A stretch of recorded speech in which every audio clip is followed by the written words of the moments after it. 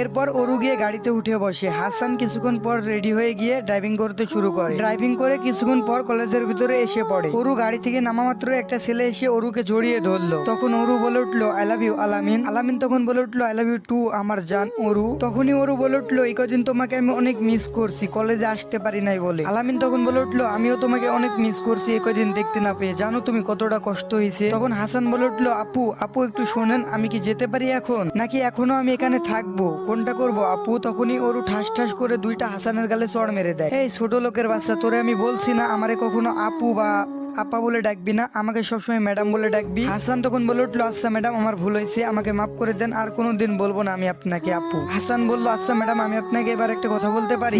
বল তাড়াতাড়ি বল, কি বলবি, না হলে আর দুইটা থাপ্পড় কিন্তু কৌশে দিব একেবারে গাল দুইটাই। আচ্ছা ম্যাডাম বলতেছি, সামনের ছেলেটা আপনাকে জড়িয়ে ধরলো কেন, আপনারা কি দুজন দুজনকে ভালোবাসেন। তখন আলামিন হাসি দিয়ে বলে ওরু চাকর এক কি বলে, ওর সাহস হয় কি করে এমনটা বলার, চাকর চাকরের মতো থাকবে, বস্তির ছেলে কোথাকার। তখন ওরু বলে উঠলো আরে বাদ দাও না এইসব চাকর মাকরের কথা তুমি ভাবো, এইসব বস্তির ছেলেদের কথা কেন ভাবো, বাদ দাও। তখন হাসান বলে উঠলো এই যে ম্যাডাম চাকর কারে বলেন, আমি কি চাকর নাকি, আর বস্তির ছেলে কারে বলেন আপনি। চাকর কাদের বলে জানেন, যারা ঝাড়ু দেয়, ঘর মুছে, কাপড় কাছে, এদেরকে চাকর বলে। আর বস্তির ছেলে কারে বলেন, আমি কি বস্তির ছেলে নাকি, বস্তিতে থাকি নাকি। আর একবার যদি আমাকে চাকর বা বস্তির ছেলে বলেন তাহলে খুব খারাপ হয়ে যাবে ম্যাডাম। হাসানের এমন কথা শুনে ওরু আর আলামিন অবাক হয়ে যায়। তখন আলামিন বলে উঠলো সি ওরু সি, কখনো আমি ভাবতে পারিনি তোমার চাকর তোমাকে এভাবে অপমান করবে। আলামিনের এমন কথা শুনে ওরুর ইগোতে লেগে যায়। আর তখনই হাত তুলে হাসানকে ওরু চড় মারতে যাবে, হাসান ওরুর হাতটি ধরে ফেলে। হাসান ঘুরে উল্টা ওরুকে দুইটা থাপ্পড় বসিয়ে দেয় দুই গালে ঠাস ঠাস করে। হাসান তখন বলে উঠলো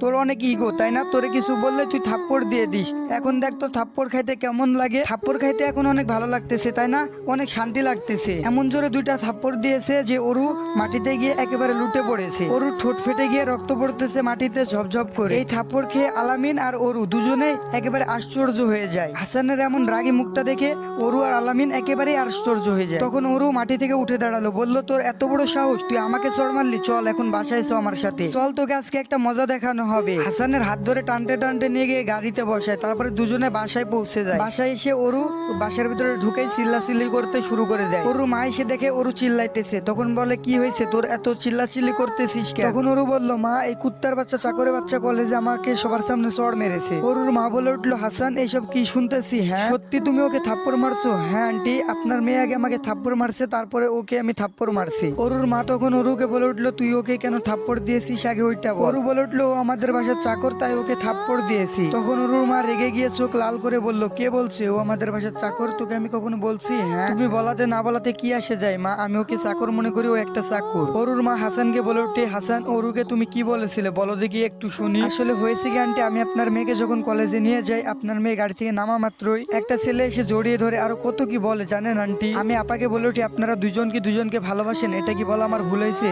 আর আপা বলে উঠে আমি কেন তাকে ম্যাডাম বললাম না। তখন আমাকে থাপ্পড় দেয়, যখন পরবর্তীতে আবার থাপ্পড় দিতে যাবে তখন আমি উল্টা থাপ্পড় দিয়ে দিই আপাকে। ও আচ্ছা আচ্ছা এই কাহিনী, আগে বলবা না বাবা। আচ্ছা ওরু বল ওই ছেলেটা কি আর ও তোকে কেন জড়িয়ে ধরলো। মা ও আমার খুব ভালো একটা বন্ধু, ওকে আমি অনেক ভালোবাসি, ও আমাকে অনেক ভালোবাসে তাই ও আমাকে জড়িয়ে ধরে। ওরুর মা বলে উঠলো কই আমি তো এই সম্পর্কের আগামাথা কিছুই জানি না, আমাকে তো কখনো বলিস না। তখন ওরু বলে উঠলো মা তোমাকে এইসব বলার কখনো আমি প্রয়োজন বোধ মনে করিনি। তখন ওরু মা ওরুকে ধরে ঠাস ঠাস করে দুই গালে দুইটা থাপ্পড় বসিয়ে গাল দুইটারে লাল করে দেয়। আর ওরু মা বলে উঠে যে তোকে আমি পড়াশোনায় করাইলাম মানুষের মতো মানুষ করার জন্য, তোকে আমি এই শিক্ষা দিয়েছি, বড়দের মুখের উপরে কথা বলা শিখেছো তাই না, বড়দেরকে সম্মান করতে ভুলে গেছো। তারপরে আবার ওরুর আম্মু যখন ওরুকে চড় মারতে যাবে তখন হাসান বলে উঠে প্লিজ আন্টি আর মারেন না, ও বাচ্চা মানুষ, ও কিছু বুঝতে পারিনি, ও এখনো ছোট আছে। ওরু তখন বলে উঠে আম্মু তুমি আমাকে একটা চাকরের জন্য এত কথা শোনাইলা, এত চড় মারলা, কখনো ভাবতে পারিনি আম্মু। তখন ওর মা বলে উঠলো দেখো আমি কিন্তু বেশি কথা বলা পছন্দ করি না, আর আমার মুখে মুখে আবার তর্ক করতেছো, যাও এখনই নিজের রুমে যাও। ওর চোখ দিয়ে পানি বের হয়ে গেছে, রাগে একেবারে চোখ দুটা লাল হয়ে গেছে। ওর নিজের রুমে চলে যায় রাগান্বিত হয়ে। হাসান বলে উঠে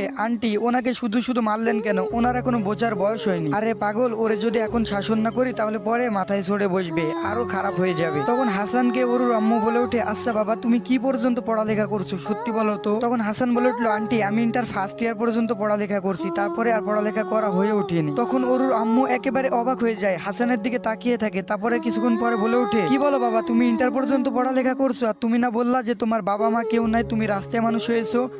আন্টি, আমি রাস্তায় মানুষ হয়েছি। তখন হাসান বলে ওঠে, আন্টি আমার একটা অতীত আছে, আমার একটা পরিবার ছিল। তখন ওর আম্মু বলে ওঠে যে কি বলতেছো বাবা, কিছুই বুঝতে পারছি না, একেবারে সব মাথার উপর দিয়ে যাইতেছে, একটু বুঝাই বলবা প্লিজ। তখন হাসান বলে উঠলো, আন্টি আমি আপনাদের কাছে কিছু কথা বলি নাই, আমাকে মাফ করে দেন, আজকে আপনাদেরকে সব সত্য বলবো, আপনাদের জানার অধিকার আছে। তখন ওর আম্মু উঠে বললো, হ্যাঁ অবশ্যই বলো, নির্দ্বিধায় বলো, কোনো ভয় নাই, আমরা তোমার পাশে আছি। তখন হাসান তার জীবনের ঘটা কাহিনী, কি ঘটেছে কি ঘটে নাই সবকিছু ওর আম্মুকে বলে ওঠে। ওর আম্মু সবকিছু শুনে কান্না করে ফেলে। তারপরে হাসানও অনেক কান্নাকাটি শুরু করে দেয়। তখন ওর আম্মু বলে উঠলো, তোমার আম্মু এইসবও বিশ্বাস করছে? তখন হাসান বলে উঠলো, আন্টি এইসবও বিশ্বাস করছে। তখন হাসান কান্না কণ্ঠে বলে উঠলো, আন্টি আমার এই পৃথিবীতে জন্ম নেওয়াটাই ভুল হয়েছে, কেন যে এই পৃথিবীতে আমি জন্ম নিতে গেলাম। তখন ওর আম্মু বলল যে দূর পাগল, কান্না করতেছো কেন, আমরা তো আছি, আর কান্না করবে না, ঠিক আছে? হাসান বলে আচ্ছা ঠিক আছে আন্টি। তখন আন্টি বলে ওঠে, আচ্ছা তোমাকে একটা কথা বলি।